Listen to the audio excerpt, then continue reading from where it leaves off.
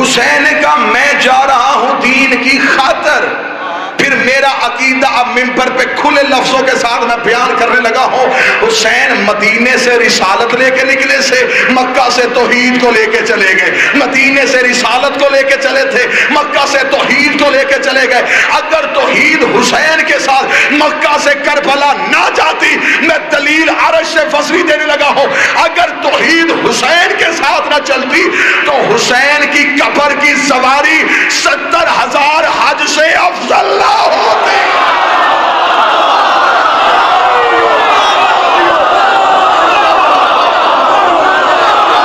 इसका मतलब हुसैन नहीं गए। सरकार आप जी, जो बंदा अभी भी शक की वादी में है, मैं उसे अगली दलील देने लगा हूं। अगर अगली दलील चाहिए, जाओ अल्लाह के घर का तवाफ करो, मुझे खाना काबा की किसी दीवार पे किसी जगह पे एक तहरीर दिखाओ, मैं गर्दन कटवाने के लिए तैयार हूं। वहां ऐसी हदीस लिखी हो, अगर तुझे काबा में ना मिले फिर आ मेरे साथ करबला चल, मैं तुझे हुसैन की जर्री पे सामने लिखा हुआ दिखाता हूं। हुसैन की जर्री पे सामने लिखा हुआ है, मन ज़ारल हुसैन फ़क़द ज़ारल्लाह।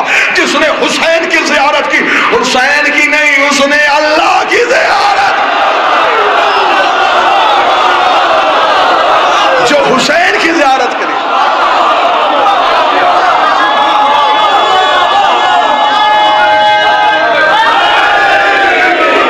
उसने हुसैन की ज़ियारत नहीं, अल्लाह की ज़ियारत। ये रसूल की मेराज थी कि वो वहां गया। जो करीब बैठे मेरा साथ देना, ये नाने की मेराज थी कि वो वहां गया। ये नवासे की मेराज है कि वो यहां आया।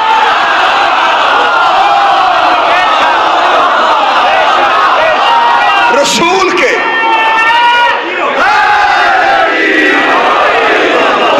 के मेजबान को तौहीद कहते हैं, तौहीद के मेजबान को।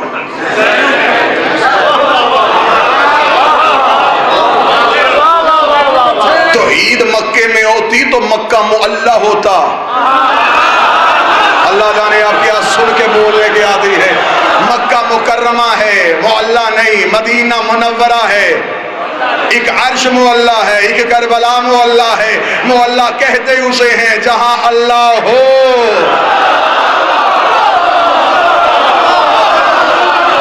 जो कदरदान बैठे हो, जिनके हाथ उठ गए हैं, अल्लाह करेगी हाथ कभी किसी कमीने के सामने ना फैले। अली वलीउल्लाह पढ़ने वाला ये हाथ, अब्बास के हाथ का सदका हमेशा बुलंद रहे। मुझे इज्जत हुसैन की कसम, इस घर में ये सिफ्त पाई जाती है। ये घर ऐसा है, ये किसी नामवर के पहलू में लेट के नामवर नहीं होते, बल्कि जो यहाँ लेट जाते हैं उस जगह को नामवर कर देते हैं। ये मक्का में आए मुकर्रमा कर देते हैं, मदीना में आए मुनव्वरा कर देते हैं, नजफ में जाए अशरफ कर देते हैं, करबला में आए मुअल्ला कर देते हैं, मशहद में जाए मुकद्दस कर देते हैं, काज़मैन में जाए शरीफैन कर देते हैं।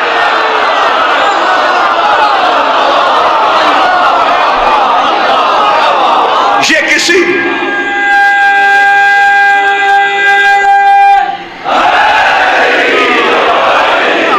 किसी बड़े के पहलू में लेट के नामवर नहीं हुए।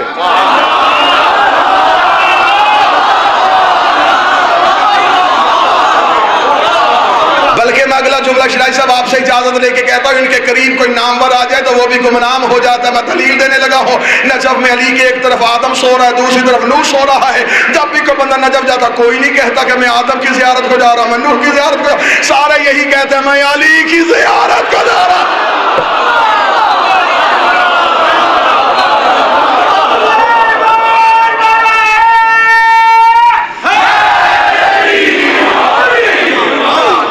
सूरज के सामने चिराग की लो काम नहीं करती। जहां इमामत का सूरज रोशन हो, और वो भी बुलंदी अशरफ में जाके हो। हुसैन ने हुज्जत का इख्तियार बताया।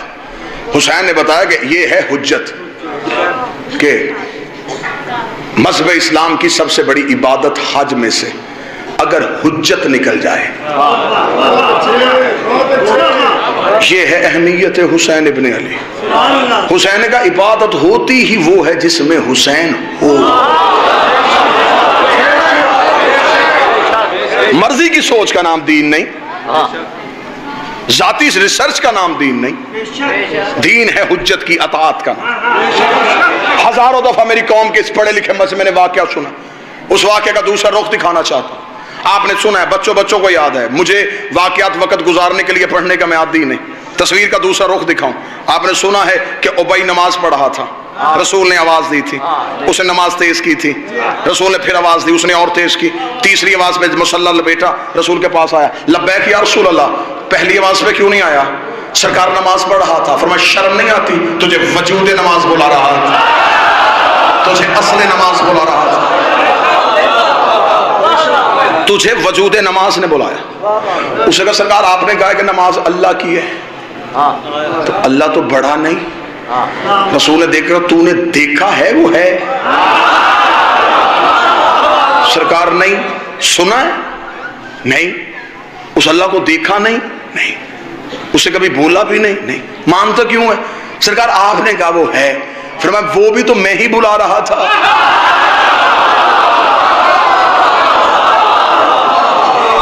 अब मैं जुमला देने लगा हूं, मेरी है का नाम दीन है, नहीं का नाम दीन नहीं। मैंने बुलाया, बस ये तो वाकया आपने सुना। तस्वीर का दूसरा रुख देखना, ओ भाई रसूल की महफिल से उठा और सहाबा की महफिल में चला गया। सहाबा ने कहा भाई आज चेहरे पे ये उदासी क्यों? ओ भाई ने कहा आज बूढ़ा हो गया था, आज पता चला है, शरीयत के मसले से बेखबर रहा। आज मुझे नबी ने पास बुला के समझाया है कि जब नबी आवाज दे तो नमाज तोड़ो और नबी की आवाज में लब्बैक कहो। ये मुझे आज पता चला है। अल्लाह की नमाज तोड़ दी जाती है नबी के बुलाने पे, अल्लाह की तस्बीह रोक दी जाती है नबी के बुलाने पे। इतना कहना था, भाई ने कहा कि आज मुझे मसले का पता चला। साथ बैठा था एक 450 साल का जवान सलमान।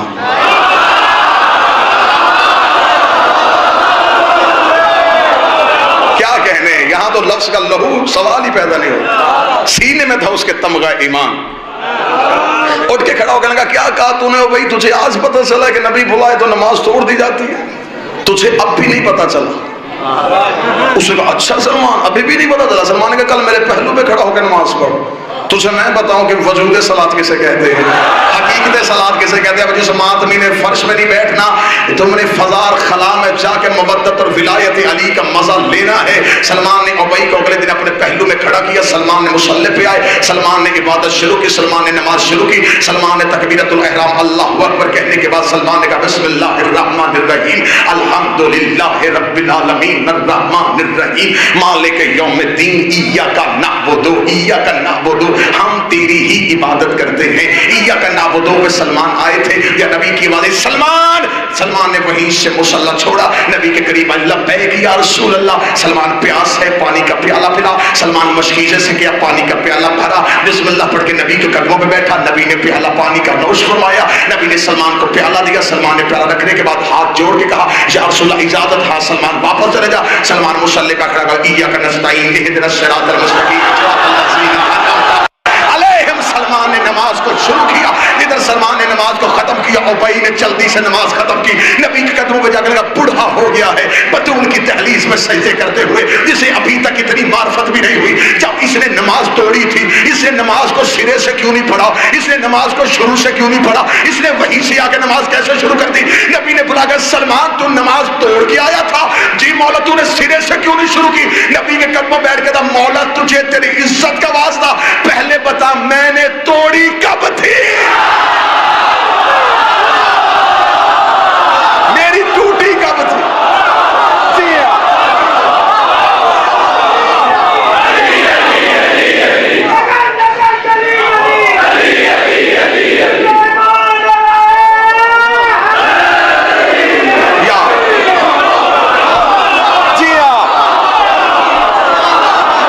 मेरी नमाज कब टूटी? मैं तो अताअत हुज्जत में था। तसही करे वो अपने अकीदे को। जो बंदा ये कहता है कि सलमान बतूल की दहलीज पे झाड़ू देता था, झाड़ू वहां दिया जाता है जहां गर्द हो, झाड़ू नहीं देता था। सलमान हर सुबह जाकर दहलीज इस्मत पे सजदा करता था। इधर मौज़्ज़िन मदीने की मस्जिद से अज़ान देता, हय्या अलस्सलाह। सलमान बतूल की दहलीज पे आता, दहलीज पे आके सजदा करता, फिर मस्जिद में जाता। एक दिन एक सहाबी ने नबी की अबा पे हाथ रख के कहा, इस सलमान बूढ़े को ये तो बुला के पूछे, हय्या अलस्सलाह पे मस्जिद में आया जाता है, ये बतूल के दरवाजे पे जाता है, फिर मस्जिद में आता है। नबी ने कहा, सलमान इन्हें क्यों नहीं बताता, वहां क्या करने जाता है? फरमाया, इन्हें समझाने के लिए जाता हूँ, यहाँ उसी की कबूल होती है जिसपे वो राजी होती है।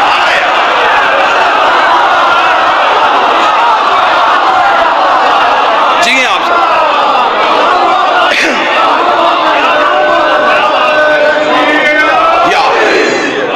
इबादत तुम्हारे उठने बैठने का नाम नहीं, हुज्जत की अताअत का नाम है। इख्तियार हुज्जत को समझो, हुज्जत के इख्तियार को समझो, अपने बादशाहों के इख्तियार को समझो तो सही। किस इख्तियार के मालिक हैं? जिनके बहलोल, बिलाल, कंबर, मिकदाद और कलंदर के इख्तियार नहीं पढ़े गए। आज 2 टके का बंदा उठ के कहता है कि नहीं सरकार, ये आप जो कह रहे हैं, अली तो ऐसा नहीं कर सकते। अपनी हद में रहे, अपनी औकात में रहे।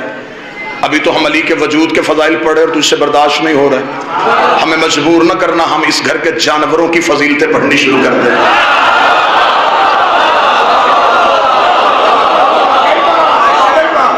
आज 2 टके का बंदा उठ के कहता है 14 गैब जानते थे। नबी के घर में एक ऊंटनी थी जिसका नाम कसवा था, वो भी गैब जानती थी।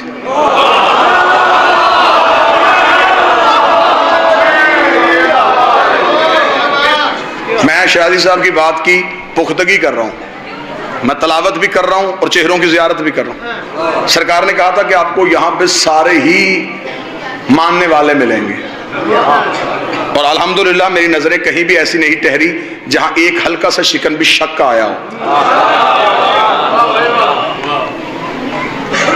हुज्जत के इख्तियार को समझो, हुज्जत की ताकत को समझो। नबी के घर में ऊंटनी थी, वो गैब जानती थी। सुन्नी किताबों से साबित कर देता हूँ, मस्जिद का मौलवी भी साबित कर देता है। रसूल मक्का से हिजरत करके जब पहुंचे, सारे लोगों ने कहा, या रसूल अल्लाह हमारे घर मेहमान बने। रसूल का किसी का दिल दुखाऊंगा, नाराज हो जाएगा। कसवा की महार छोड़ के जहां ये बैठेगी, ऐसा है या नहीं? वो बैठी आके अबू अयूब अंसारी के दरवाजे पे। उसे किसने बताया था कि यहां बैठना है?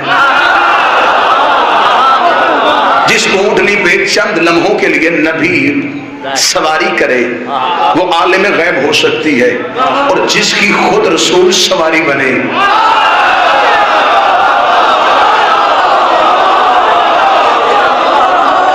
फिर मुझे नहीं समझ आता कि नीचे वाली आलिमुल गैब है, ऊपर वाला फिर आलिमुल गैब तो नहीं होगा।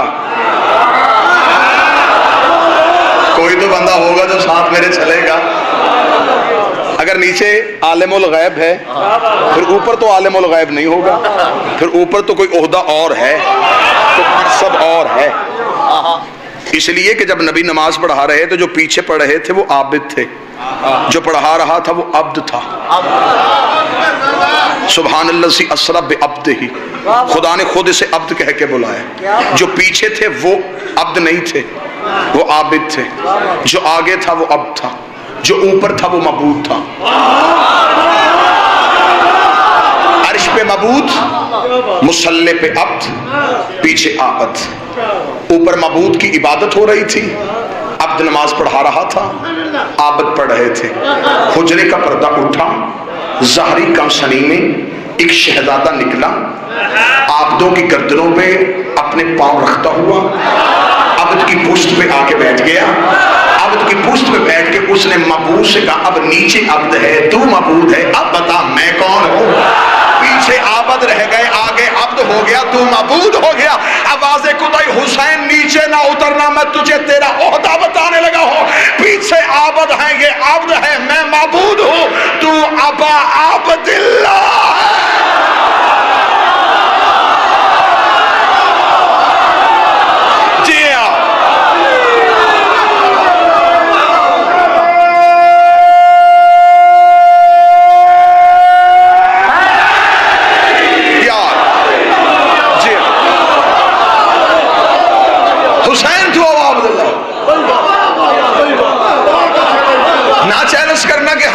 घर के जानवरों की फजीलतें सुनाई और फिर तुझे गश आए। जानवर तो फिर भी सांस लेते हैं, जिंदगी है इनके पास। जानवर थे, सांस लेते थे, जिंदगी थी। अली के हाथ में एक लोहे का टुकड़ा था। शिराजी बादशाह जमानत तलवार कहता था, अली जुल्फकार कहते थे। किताबों का अंबार मिंबर पे लगाऊंगा, बहुत सी जंगें ऐसी हैं जहां पे जाके अली कब्जा तलवार पे हाथ नहीं रखते थे। अली जुल्फकार को हवा में छोड़ देते थे। जुल्फकार हवा में लहराती हुई आती थी, 3 गर्दनें काटती थी, चौथी छोड़ देती थी, 6 काटती थी, 7वीं छोड़ देती थी, 10 काटती थी, 11वीं छोड़ देती थी। माल के अस्तर ने कदमों में बैठ के कहा, ये आली ये तेरी तलवार गर्दनें छोड़ के क्यों चलती है? तो मैं गर्दनें छोड़ के नहीं चलती, शजरे देख के चलती, नस्लें देख के चलती। आए हाय, क्या जन्नत का माहौल, क्या जन्नत का माहौल।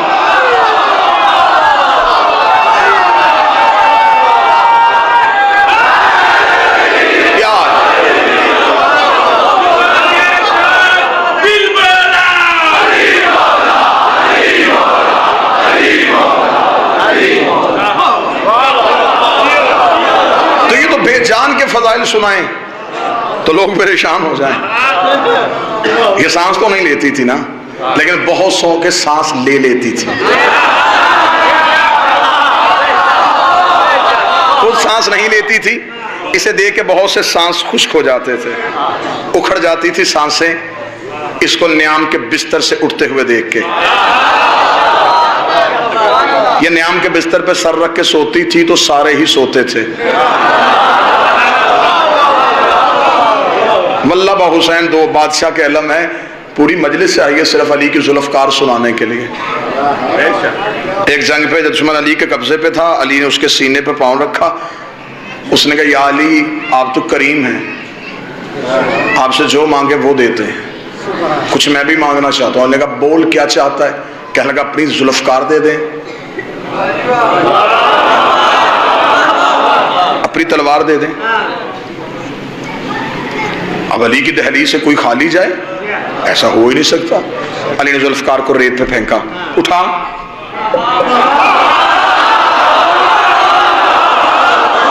उठा। इसने ज़हन में सोचा कि जल्दी से तलवार उठाऊंगा, उल्टा वार अली पे करूंगा। फुर्ती से उठा, हाथ तलवार पे नजर अली पे, हाथ तलवार पे नजर अली पे, हाथ तलवार पे नजर अली पे। जोर लगा रहा है, उठने गई, जोर लगा रहा है, हिलने गई। जब जोर लगा के थक गया तो वही हाथ अली के कदमों पर रख दिए, रख के कहने लगा, या अली माफ कीजिएगा, हजारों दफा इस तलवार को आपकी उंगलियों पे लहराते हुए देखा है, मैंने पूरा जोर लगाया, ये हिली क्यों नहीं? अली ने चेहरे पे हाथ मार के कहा, बदबख्त, मैंने तलवार दी थी, अपना बाजू तो नहीं दिया।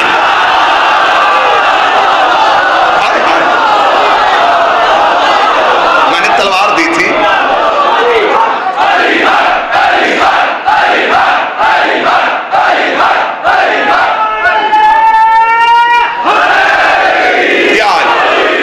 किसी शायर ने कहा, काफर हो तो शमशीर पे करता है भरोसा, मोमन हो तो बेतेल भी लड़ता है सिपाही। हुज्जत का इख्तियार ये था। बस खत्म करूं और यहीं पे 2 जुमले सुन लेना। ये था इख्तियार हुज्जत। इमाम हुसैन मक्का से निकल के करबला पहुंच गए और हुसैन करबला में जाके इख्तियार हुज्जत बता रहा था। अगला इख्तियार किसे दे दिया? अपने वक्त के अली को। यही पे जुमला सुनिएगा, बहुत कम होते हैं इस बादशाह के फजाइल मिंबर से पढ़े जाते हैं। मैं शहजादे का फजाइल पढ़ने लगा हूं, आओ मेरे साथ मिलकर दहलीज इस्मत पे सजदा करें। मलऊन यजीद शाम में रहता था और इसने मदीने में बैठे हुए हुसैन से बैत का मुतालबा कर लिया। आज जमाना ये समझता है कि सज्जाद खून रोते थे, सज्जाद लहू रोते थे, शायद सज्जाद हर वक्त सिर्फ रोते ही थे। इख्तियार हुज्जत बताने लगा हूं। ये थी सज्जाद की बहादुरी, ये थी सज्जाद की ताकत। इस जुमले पे नौजवान से क्या बच्चे से दिल से दाद निकलेगी, क्योंकि ये मेहनत का जुमला नहीं, अता का जुमला है। जुमला खुद बोलेगा कि मैं शहजादी की अता हूं, मुझे 14 की तहारत की कसम। जिस यजीद ने मदीने में बैठे हुए हुसैन से बैत का मुतालबा कर लिया था, पूरा 1 साल सज्जाद उसके कैद खाने में बैठा रहा, उसने सज्जाद से बैत क्यों नहीं मांगी?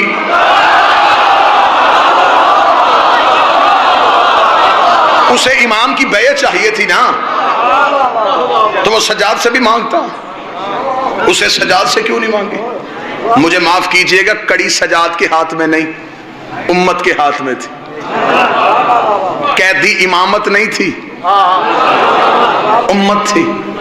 जितनी देर मेरा बादशाह कैद खाने में बैठा रहा, यजीद एक रात भी नहीं सो सका,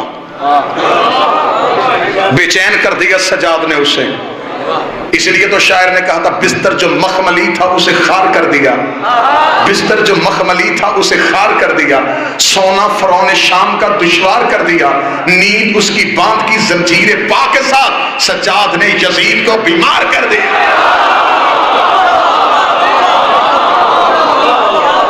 जितनी देर सजाद कैद खाने में रहे, सजाद ने ताकत इमामत बताई। सजाद ने कहा, हमारे अंदर आज भी उतनी ही ताकत है।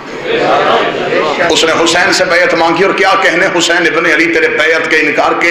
जमाना जब तक हुसैन हुसैन करेगा, हुसैन के लफ्ज याद आएंगे, हुसैन के जुमले याद जाएंगे। जेहलम का कदीमी अज़ादार मजमा, विलायत वाला चेहरों पे अली वलीउल्लाह की मुस्कुराहट वाला मजमा, इस लफ्ज को सुनेगा जब यजीद ने वलीद के दरबार पे हुसैन से बैयत का मुतालबा वलीद के जरिए से किया था। वलीद ने कहा था, यजीद का मुतालबा है हुसैन, वो आपसे बैयत चाहता है, वो हुसैन आप क्या जवाब देंगे? इमाम हुसैन ने 26 रजब को सब वलीद के दरबार में खड़े हो गए, ऐसा तरीक साल जुमला कह दिया जिसे क़यामत तक के लिए कोई दुश्मन हुसैन मिटा नहीं सका। हुसैन ने कहा, वो कहता है कि मैं उसकी बैत करूं, उसे सिर्फ मेरा इतना जवाब लिख के भेज दे, अना हुसैन इब्ने अली, अना हुसैन इब्ने अली, अना हुसैन इब्ने अली। उसने कहा, ये पूरा अरब जानता है कि आप अली के बेटे हैं, आप ये बताएं बैत करेंगे या नहीं करेंगे, बैत करेंगे या नहीं करेंगे। हुसैन ने कहा, तू सिर्फ उसे इतना लिख के भेज कि अना हुसैन इब्ने अली, अगली बात वो खुद समझ जाएगा कि मैं अली का बेटा हूं, मैं अली का बेटा हूं, मैं अली का बेटा हूं। जब मेरा बाप उस जैसे की नहीं करता, मैं इस जैसे की कैसे? जब मेरे बाप ने उस जैसे की नहीं की, मैं इस जैसे की कैसे करूं? इसका मतलब है कि सिर्फ कत्ले हुसैन में यजीद ही शरीक जुर्म नहीं, हर वो बंदा शरीक जुर्म था जिसने यजीद की बैयत की थी। जिन्होंने यजीद की बैयत की वो उस दौर के मुसलमान थे, अभी नबी को दुनिया से गए 50 साल नहीं हुए थे। इसका मतलब कि नबी के दौर के सहाबी मौजूद थे जिन्होंने नबी के दौर में नबी के हाथों पे बैयत की, उन्होंने बैयत तोड़ के यजीद के हाथ पे की। और ये है तरीक़े इस्लाम का एक बदनुमा दौर। दाद आपने मेरी सोचों से बढ़ के दी, तवक्को से बढ़ के दी। अब इस जुमले को महफूज कर लीजिएगा, ये था तरीक़े मुसलमान का बदतरीन दौर कि रसूल के जाने के 50 साल बाद यजीद जैसा एक फासिक, फाजिर, बदकार ममलकत इस्लामिया का वारिस बना, और उस दौर के मुसलमानों ने यजीद की बैत की। ये जो लोग बैत कर रहे हैं, ये सिर्फ लोग नहीं, मुस्तकबिल के रावी हैं। ये लोग सिर्फ बैत नहीं कर रहे, इनमें बड़े बड़े मुस्तकबिल के मुहद्दिस छुपे हुए हैं। इन्होंने हदीसें नकल करनी है, इन्होंने तारीख को रवायत करना है, इन्होंने रसूल के फरमान को रवायत करना है। तो जब हाथ यजीद के हाथ में थे, जुबान आले मोहम्मद का हक कैसे बोल सकती थी? फिर इस दौर में जो तारीख बनी, आज के मुसलमान ने उसे मुस्तनद इसलिए समझा कि यह नबी के फौरन बाद बनी थी, जबकि नबी के फौरन बाद यजीद के हाथ पे बैत हो गई थी। और यह फिक और शरीयत का कानून है, जब कोई मुसलमान किसी फासिक के हाथ पे बैत करे तो वो दायरा इस्लाम से निकल जाता है। फिर मुझे माफ कीजिएगा, यजीद के दौर में जिन मुसलमानों ने यजीद की बैत की, अब उनका इस्लाम से कुरान के मुताबिक कोई ताल्लुक नहीं रहा। फिर इसका मतलब कि हुसैन को मुसलमानों ने नहीं मारा, मुसलमानों ने नहीं मारा, काफरों ने मारा। और ये था इख्तियार हुज्जत कि शरीयत का और कुरान का मसला है कि जब कोई मुसलमान किसी फासिक के हाथ पे बैत करे वो दायरा इस्लाम से निकल जाता है। अब अगर वो दोबारा मुसलमान होना चाहे और कोई हुज्जत मौजूद हो, उसे उसके पास आना पड़ेगा, उसके हाथ पे दोबारा बैत करनी पड़ेगी, जिसके लिए कहा जाता है नस है तजदीद बैत, बैत का पलट के वापस आना, बैत का दोबारा कायम होना। वो दोबारा मासूम के हाथ पे बैत करेगा। ये थी हुसैन की जंग कि लोगों ने यजीद के हाथ पे बैत की। इसका मतलब नबी वाली बैत टूट गई, अली वाली बैत टूट गई, हसन वाली बैत टूट गई। लोग दोबारा जमाने जहलियत में चले गए। हुसैन अपने 72 लेके करबला सो गया। अगली हुज्जत 1 साल के लिए कैद खाने में बैठी रही। अब मुझे तरीका मौरख बताए कि वो पूरा 1 साल उम्मत काफिर रही है या मुसलमान रही? उस 1 साल में उम्मत कहां थी? हालत कुफ्र में थी या हालत इस्लाम में थी?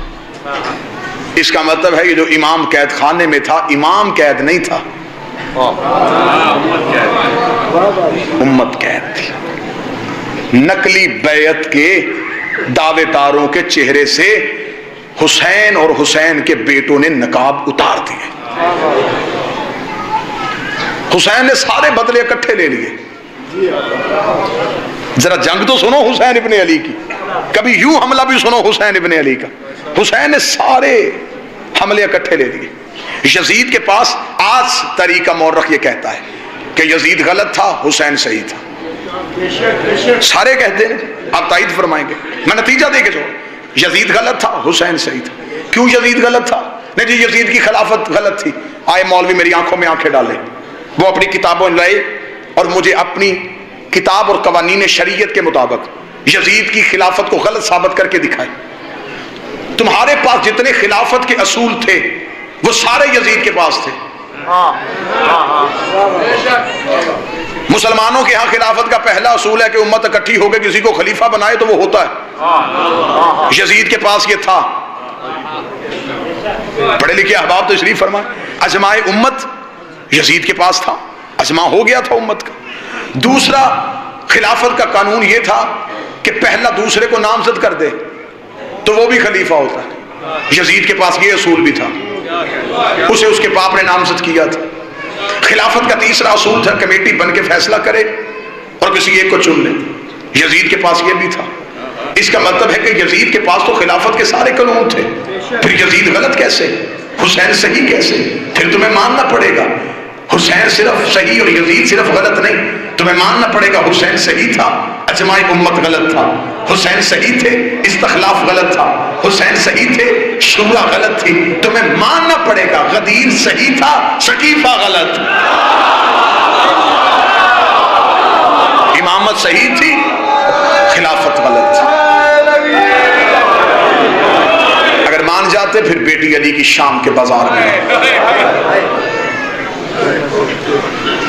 2 सबले पढ़ूंगा और ज्यादा से ज्यादा। मुहर्रम का महीना गुजर गया, ये सफर है अली की बेटी का महीना। मुहर्रम में हुसैन 1 बार शहीद हुए। मेरा ख्याल था कि अगला जुमला मुझे पढ़ने की इजाजत ना होती और जरूरत भी ना पड़ती। मुहर्रम में हुसैन 1 बार शहीद हुए। सफर में ज़ैनब कई बार शहीद हुए।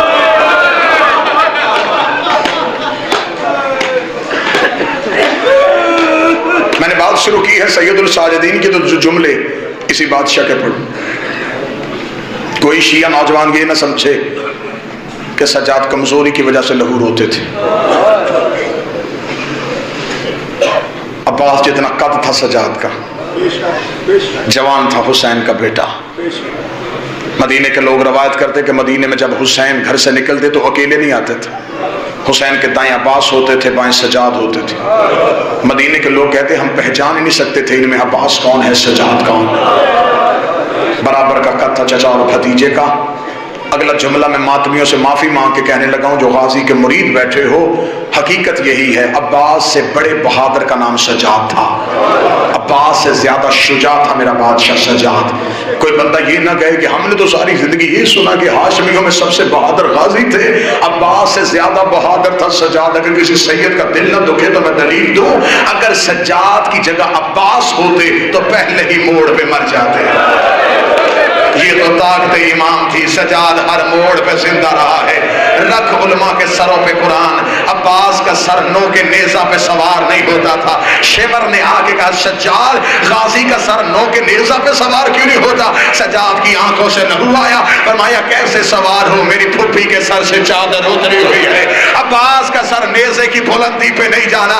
जो अब्बास नो के नेजा पे ज़ैनब का खुला सर नहीं देख रहा था, सज्जाद हर मोड़ पे कहता रहा अम्मा जल्दी चल, लोग शराब पी रहे। अजरो कौन? दो जुमले और पढ़ूंगा, दो जुमले और पढ़ूंगा। जहलम गर्दोनवा के सादात व गैर सादात दो औलादें थी करबला के करीम की, करबला में बची। एक बेटा बचा, एक बेटी बची। बेटे का नाम सज्जाद, बेटी का नाम सकीना। अगला जुमला मैं मौला की कसम यहां से नहीं यहां से पढ़ने लगा हूं। दिल तक पहुंचे, रोना तेरे इख्तियार में नहीं, हाय तेरे इख्तियार में। एक बेटा बचा था, एक बेटी बची थी। जो जिंदा रहना चाहती थी वो कोठरी में मर गई, जो मरना चाहता था वो जिंदा था। जो हर मोड़ पे कहती थी सज्जाद हमने मदीने कब जाना है, वो तंगो तरीक कोठरी में मर गई। और जो हर मोड़ पे कहता था अम्मा दुआ कर तेरे सज्जाद को मौत आ जाए। जो जिंदगी मांगती रही वो शाम में चली गई, जो मौत मांगता रहा वो जिंदा रहा। सादात और गैर सादात, मुझे बस एक सतर की इजाजत देना। ये जो कमर झुकी थी ना मेरे बादशाह की, ज़ईफी की वजह से नहीं, कमजोरी की वजह से नहीं, दोनों हाथ हैं मेरे अलमे अब्बास पे। मेरे बादशाह की गर्दन में जो तौक था ना, उस तौक का सैयद जी वजन इतना था, सजाद की कमर झुक गई। मैं चाहता था मैं इतना पढ़ता, आंखें बेवजू रह गई। अगला टुकड़ा रवायत का पढ़ देता हूं, गलत पढ़ूं ये सखी अब्बास मुझे माफ ना करे। किताबें कहती है सिर्फ तौक नहीं था, इसके अंदर लोहे की बर्शियां लगी हुई थी। तूने अभी भी हाय नहीं कहा। इसके दोनों तरफ लंबी लंबी जंजीरें थी। सज्जाद दाएं होता, बाएं वाला कमीना जंजीर खींच लेता, लोहे की बर्शियां सज्जाद की गर्दन के अंदर चली जाती। सज्जाद आवाज दे कहते बाकर मुझे सहारा दे। बाकर रो के कहता बाबा तेरी गर्दन में लहू आ गया है। फरमाया बाकर मुझे आज पता चला है मेरी दादी का पहलू क्यों जख्मी था। हाय ओ मेरी बतूल दादी, तेरा जलता हुआ दरवाजा